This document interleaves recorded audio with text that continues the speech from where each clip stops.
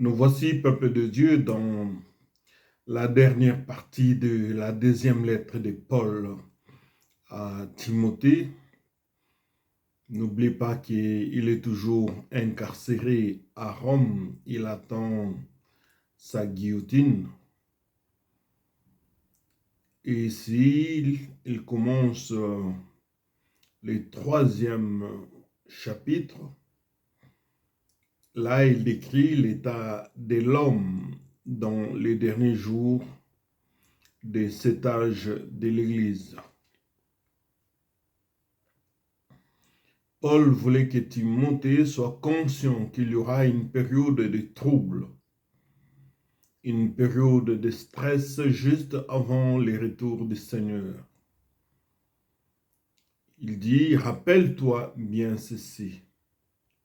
Il y aura des temps difficiles dans les derniers jours, selon les premiers versets du chapitre 3.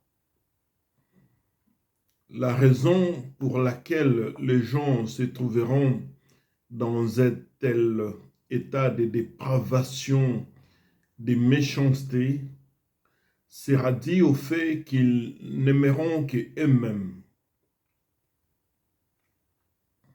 l'art de s'aimer. Ils auront l'amour d'eux-mêmes et le plaisir, aimer le plaisir au lieu d'aimer Dieu. Ce qui est triste et tragique, c'est que ces gens-là prétendront être des chrétiens. Ils auront les formes extérieures du salut, mais ils en rejetteront la puissance.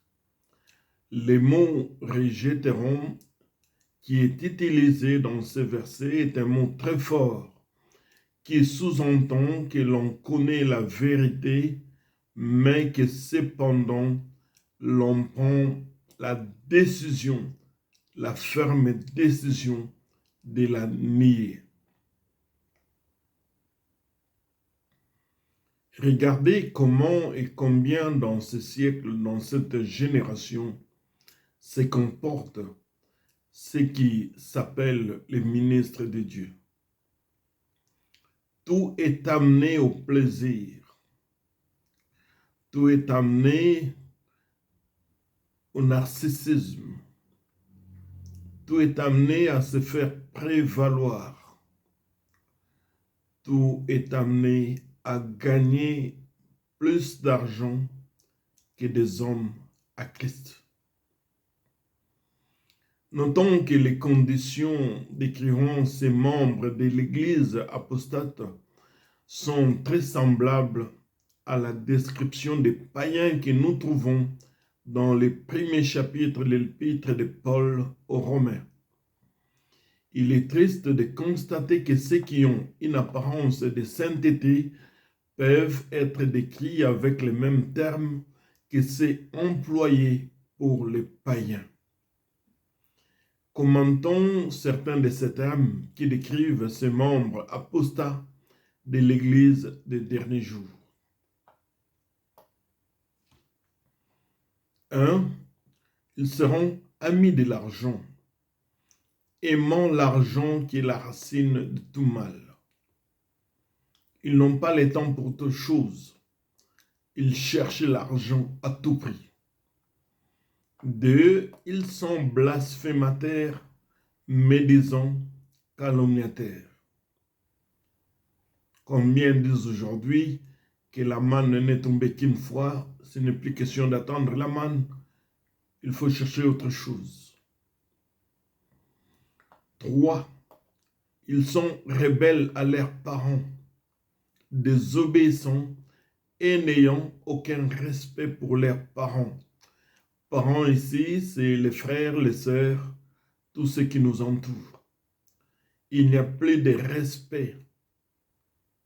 Les gens ne respectent plus les aînés. Il n'y a plus de respect mutuel. Les parents sont regardés comme de la pourriture. 4. Ils sont ingrats, manquent de reconnaissance.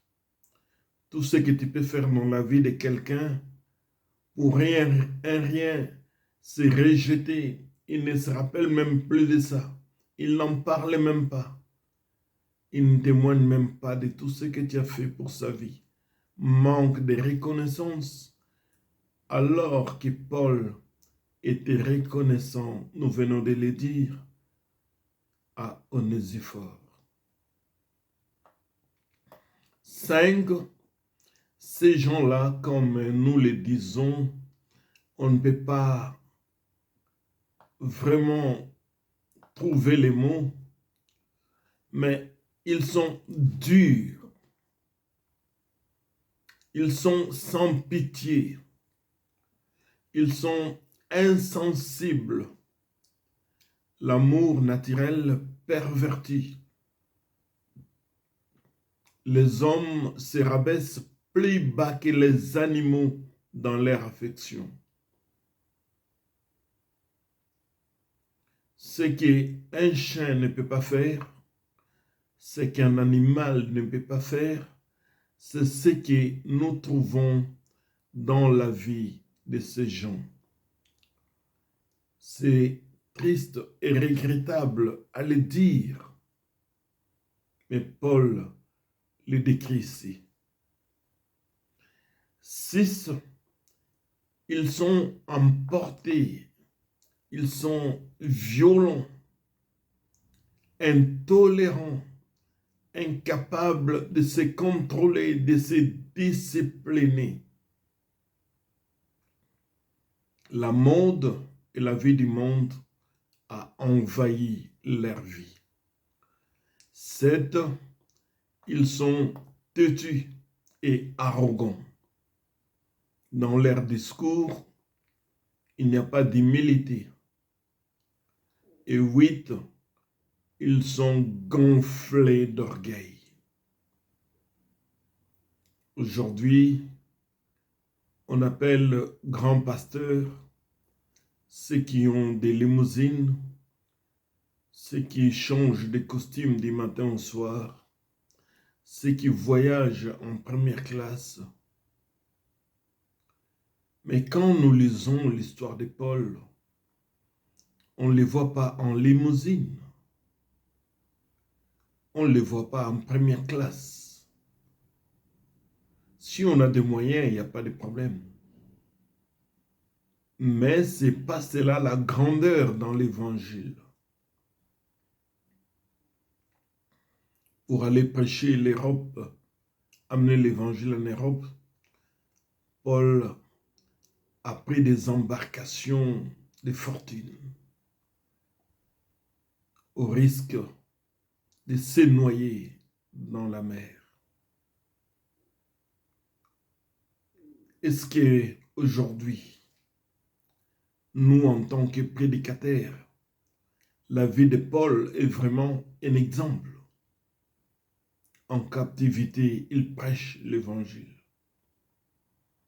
Quand il allait quelque part et qu'il n'y avait pas de moyens, il travaillait avec ses propres mains. Est-ce qu'aujourd'hui, ce que nous appelons grands prédicateurs, il peut se sacrifier, aller dans un village où il n'y a pas d'eau potable, il n'y a pas d'hôtel 5 étoiles, pour aller y prêcher l'évangile? Est-ce qu'il va y aller? Ce n'est qu'un questionnement. Nous ne jugeons personne, mais ici, nous enseignons la parole qu'a prêché Jésus-Christ de Nazareth, la parole qu'a prononcé les 12 apôtres, la parole que prêche l'homme de Damas, l'apôtre Paul. Enfin, les hommes de ce siècle résistent à la vérité. Ils n'aiment pas la vérité, comme c'était le cas des magiciens d'Égypte, Janès et Jambres qui s'opposèrent à Moïse. Ce sont des hommes à l'esprit faussé. Pour eux, la foi ne vaut rien. selon de Timothée, chapitre 3, le verset 8. Aujourd'hui, les hommes n'attachent vraiment pas l'importance à la foi. Nous avons appris que la foi était cette confiance absolue de s'attacher à Dieu vaille que vaille. Timothée reçoit la recommandation d'éviter ce genre de personnes et de s'éloigner d'eux. Cette exhortation est particulièrement valable pour nous qui vivons dans ces derniers jours. Paul témoigne de sa propre expérience au verset 10 et 13 du 3e chapitre de cette deuxième lettre à Timothée. Ceux qui s'opposent à l'évangile ne réussiront pas. Le Seigneur révélera leur trahison pour que tous le sachent. Ceci sera entièrement manifesté lors du retour de Christ. Aujourd'hui, réussir, c'est avoir une grande maison, grande limousine, des habits, ainsi de suite. Mais est-ce que c'est vraiment ça la réussite selon Dieu? Paul se prend comme exemple pour illustrer le pouvoir de délivrance de Dieu. Il rappelle à Timothée la persécution qu'il a subie à Lystre lors de son premier voyage missionnaire. Le Seigneur avait délivré Paul de tout cela et rien n'a changé la manière de vivre de Paul. Timothée connaissait bien l'enseignement de Paul, sa conduite, son amour, sa patience. Tout cela était un témoignage de la fidélité de Dieu. Cependant, à côté de ces tableaux que Paul a présentés, les hommes méchants et imposteurs, ouvriers de l'iniquité, ne seront jamais arrêtés, ne verront pas mettre fin à leurs mauvaises actions. On ne les jettera pas en prison. Au contraire, ils avanceront toujours, mais plus dans le mal. À cause de cela, ceux qui veulent vivre pieusement seront persécutés. Ne vous étonnez pas, chers ministres de Dieu, que les malfaiteurs donneront toujours l'apparence de bien vivre, de bien réussir, mais la fin sera tragique. Timothée doit continuer à croire à ce qu'on lui a enseigné des Écritures alors qu'il était jeune. C'est sa connaissance des Écritures qui lui procurera la sagesse d'accepter les salut en croyant au Seigneur Jésus-Christ. Au 16e verset du chapitre 3, nous lisons « Toute écriture est inspirée de Dieu ». L'expression « inspirée de Dieu » signifie simplement « respirer, souffler par Dieu ». Puisque chaque écriture est insufflée par Dieu, elle est profitable de 5 manières. Citons ces 5 manières. 1. Par la doctrine. La doctrine qui est l'enseignement. Nous les trouvons plus de 20 fois dans le Nouveau Testament, dont 19 dans les épîtres de Paul. 2. Pour convaincre. La parole de Dieu doit convaincre. 3. Pour corriger, en vue d'apporter une nette amélioration. 4. Instruire dans la justice, former à une juste manière de vivre. Et enfin 5. Préparer et équiper pour accomplir toute bonne œuvre. La mission que Paul accorde à Timothée, son fils, au chapitre 4, il lui recommande d'être fidèle et constant. Être fidèle et pas vaciller de gauche à droite, pas tituber, être fidèle et constant. Voilà la mission que Paul accorde à Timothée dans sa vie chrétienne. Nombreux seront ceux qui se détourneront de la vérité. Timothée doit se montrer fidèle et bien remplir son ministère. Quand Jésus-Christ reviendra établir son royaume, il jugera à la fois les morts et les vivants. Cela incitait beaucoup Timothée à être fidèle. Paul donne 9 ordres impératifs dans les versets 2 et 5. 9 ordres impératifs. 1. Prêche la parole. Il y a une grande différence entre prêcher la parole et prêcher au sujet de la parole. Timothée doit prêcher la parole. Ce que nous entendons aujourd'hui dans plusieurs des cas, ce n'est pas la parole, mais c'est quelque chose de semblable à la parole. 2. Insiste en toute occasion. Sois prêt, que le moment soit favorable ou pas. 3. Réponds, adresse des reproches et encourage. 4. Réprimande, cela signifie ne sois pas laxiste. 5. Exhorte, conjure et supplie sincèrement. 6. Veille, sois alerte et sobre, demeure maître de tout. Veille toi-même. 7. Supporte les souffrances, supporte les difficultés. Dans les ministères, il y a des difficultés. 8. Fais l'œuvre d'un évangéliste. Prêche l'évangile à ceux qui se perdent. Et enfin, 9. Remplis bien ton ministère. Accomplis entièrement ton ministère, ton devoir de serviteur de Dieu. L'importance des commandements donnés est accentuée par le fait que connu que les hommes n'écouteront pas l'enseignement de la vérité, mais ils seront assoiffés des mensonges qui satisferont à leur nature charnelle. Dans ce siècle bien-aimé, les gens acceptent des bobards racontés sur les réseaux sociaux au lieu de se former dans la parole de Dieu. Ceux qui se disent chrétiens s'attachent à des fausses prophéties au lieu de s'affectionner aux enseignements bibliques. Aimons l'enseignement, aimons la parole. Nous vous conjurons au retour à la parole. Enfin, en 2 Timothée chapitre 4, le verset 6 et 8, ces deux versets font partie des passages les plus merveilleux de la Bible. Là, Paul donne son discours d'adieu. Voilà un homme de Dieu.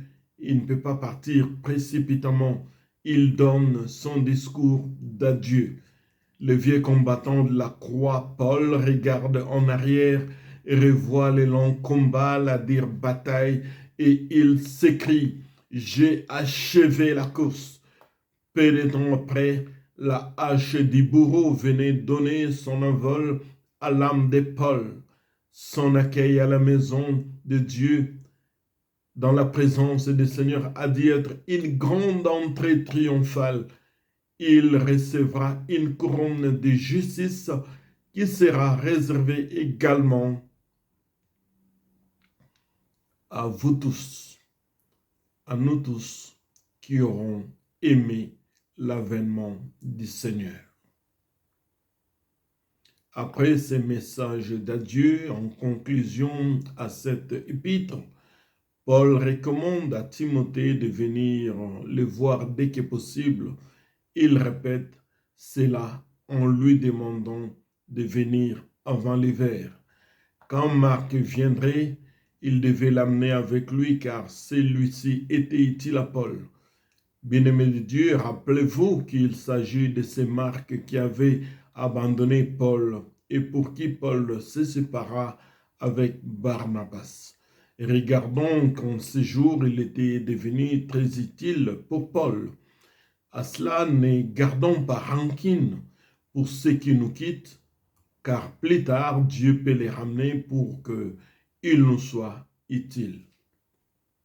Bien des fois, dans ce chemin, des gens nous quittent, ils partent, mais un jour, on ne sait pas, Dieu peut faire qu'ils reviennent dans le vrai amour et qu'ils nous soient associés pour continuer dans l'œuvre. Paul s'était séparé de Barnabé à cause de Jean-Marc, mais voilà qu'aujourd'hui, il a besoin de Jean-Marc. Timothée devait également apporter le manteau de Paul qu'il avait laissé à Troas chez le frère Carpus et les livres, surtout ce qui était en parchemin. Paul était celui qui voulait se documenter. À ce moment-là, seul Luc était avec Paul. Démas l'avait quitté pour Thessalonique, Cresson était parti en Galatie et Tite en Dalmatie. Démas, lui, avait trop aimé les choses de ce monde et avait abandonné Paul. Paul met Timothée en garde contre Alexandre le forgeron. Il s'agit certainement du même Alexandre qui est mentionné dans 1 Timothée 1er, le 20e verset, qui avait été livré à Satan pour s'être opposé à l'évangile. Il s'était ouvertement opposé à Paul. Il a peut-être aussi témoigné contre lui lors de son procès. Paul n'a trouvé personne pour témoigner en sa faveur lors des procès à Rome. Il dit se défendre tout seul, ce faisant, il prêcha un sermon que le monde païen entendu. Il fut délivré de la gueule des lions en se défendant lui-même. Nous clôturons cette deuxième lettre de Paul à Timothée, son fils, en donnant quelques noms des personnages mentionnés dans cet épître. Paul a parlé d'Alexandre le forgeron qui fit beaucoup de torts, qui était un naufragé de la foi.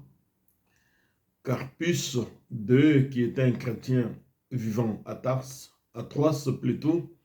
Claudia, une chrétienne qui prévoyait ses salutations, qui envoyait ses salutations à Paul via Timothée. Cresson, l'un des aides de Paul, on dit qu'il était l'un des 70 envoyés par notre Seigneur. Il prêcha en Galatie, plus tard en Gaule. Paul parle d'Éraste, l'un des diacres d'Éphèse, qui accompagna Paul en Macédoine. Eubulus, un chrétien de Rome. Hermogène, l'un des chrétiens qui se détourna de Paul, qui l'abandonna même. Hyménée, l'un des premiers gnostiques. Vous savez, ces gens qui blasphémaient. Janès, l'un des mages égyptiens qui s'opposèrent à Moïse, lui ainsi que Jambres. Lénus, le premier évêque de Rome après les apôtres. Onésiphore, un chrétien d'Éphèse qui servit Paul à Rome et les chercha vraiment de tout cœur. Philette, un disciple d'Hyménée qui interpréta les Écritures. Phygel, l'un de ceux qui se détourna aussi de Paul. Pudens, ennemi chrétien de Paul, qui fut martyrisé par Néron. Et enfin, Tychique, un homme d'origine asiatique qui fut le messager des deux lettres de Paul. Bien-aimés de Dieu, dans cette lettre de Paul, il a dit de prier pour Néron et j'en reviens. Je vous appelle de prier pour le président du Congo, le président du Congo-Brazzaville, le président de Burundi, le président de Rwanda, de Kenya, le président d'Angola pour ceux qui sont d'Angola, de Gabon, de Côte d'Ivoire, de tous les présidents en Afrique et de tous les présidents dans le monde. Priez pour ces présidents avec un cœur pur, pas en les détestant. Dieu n'écoute pas les prières de ceux qui détestent. Aimez-les du fond de votre cœur et priez pour eux parce que Dieu les aime. Il veut qu'ils soient sauvés. qu'ils soient dictateurs ou pas, priez pour eux. Ayez l'amour, la joie de citer leur nom devant les trônes de Dieu. Pour mes frères du Congo, un des problèmes est que vous parlez trop du mal du président du Rwanda, mais Dieu vous demande à prier pour lui avec un cœur sincère. Il faut l'aimer et prier pour lui. Dieu l'aime. Il veut que aussi cet homme soit sauvé. Les Congolais accusent tous les présidents des pays limitrophes frontaliers. Ce n'est pas ce que Dieu demande. Dieu demande de prier pour eux avec amour, les regarder avec joie et prier pour eux. Priez pour Poutine avec beaucoup de joie. Priez pour Biden avec beaucoup de joie. Pour tous ces présidents européens avec beaucoup de joie. C'est ça les rôles des chrétiens. C'est ça les rôles des chrétiens. Priez avec amour. Citez leur nom avec joie. Et vous verrez que vos prières, nos prières seront entendues dans le ciel. Ne priez pas seulement pour ceux qui vous font du bien, mais aussi pour ceux qui vous font du mal. C'est ce que Dieu demande. Ou bien on est chrétien, ou bien on ne l'est pas.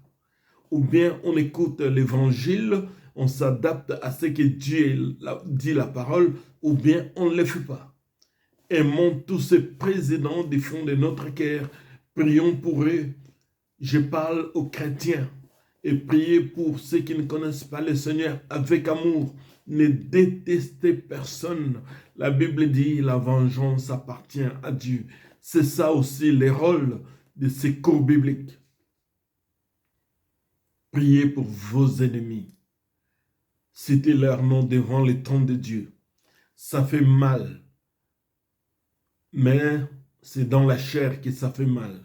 Dans l'esprit, vous les aimez, vous priez pour eux et vous verrez ce que Dieu va faire. Dans la joie, dans son amour. Dieu veut que tous les hommes, sans exception, soient sauvés.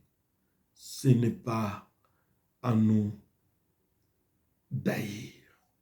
Que Dieu vous bénisse. Eh bien, aujourd'hui, ma petite sœur est enterrée à Pointe-Noire. Et je sais qu'elle est partie rencontrer le Seigneur. Ça fait mal au cœur, la séparation. Mais pour un temps, parce que nous savons que Jésus reviendra dans sa gloire et tous les morts ressusciteront. Que Dieu vous garde. Merci beaucoup et à bientôt.